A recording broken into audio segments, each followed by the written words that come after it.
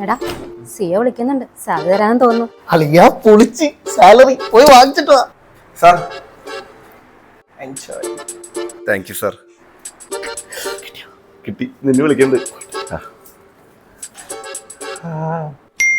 Bike loan, house rent, electricity bill, personal loan 1000. അതും പോയാ? തീർന്ന? ഇല്ല, 200 രൂപയും കൂടി ഉണ്ട്.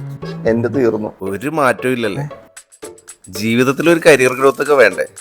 കുറച്ച് സാലറി ഹൈക്കും.